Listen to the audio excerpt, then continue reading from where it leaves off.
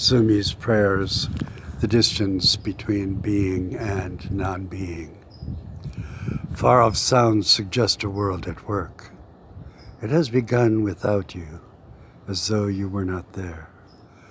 Tonight it will lay itself down in exhaustion and confusion. It did not know why it was doing what it was doing. In racing forward, the kingdom of grace did not lay hand upon it. Formed out of a transcendence, it knew not its when or where or why. Your inner existence is wildly expressed in outward creation. What was utterly impossible is taken by us for granted. A grant is a decree.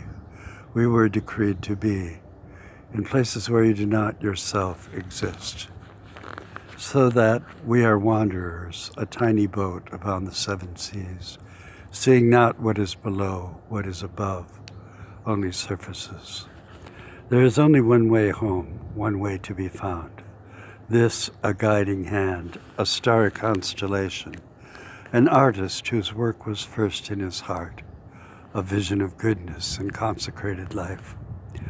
We had leave to be, as from a glory, pleased to reveal himself. The distance between being and non-being is an infinite distance. You yet do not let exist the world without proper, sufficient knowledge of yourself. A fraction of the infinite is infinite and sufficient. In the midst of our defection from you, the finger of God clings to us. We do not know why. We shall not have done so for you, evidenced as we have not. Your existence outside of and above us yet enfolds us, as in us you dwell. In childhood we laughed at you as a fiction. In manhood, seemingly you fled, a concealed ghost. Advancing in age, we come to some respect for you, a grudging hospitality, mourning and sighing, lost in the why of things.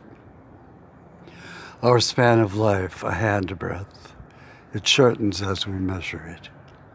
Subtract childhood, subtract sleep, subtract distraction, we live but 30 years. Your 30 lived fully, ours a glowing ember burning out itself. Any breath perhaps our last.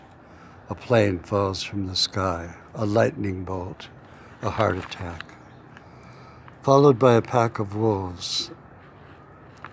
On the right hand an abyss, as also on the left. We come forth as a flower and are cut down.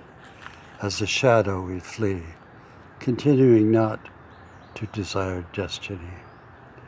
Death tells us that it is time to go, and where.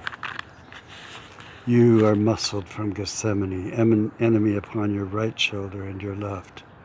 You turn your head over your shoulder to say to us, "Lo, I am with you always, even to the end of the world." So it does not matter whither, why, or when. It matters only to whom we go, to you who has called us and received us.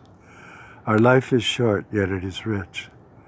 Yet it is blind, yet it is blessed. We thought it to be ours, but it is yours.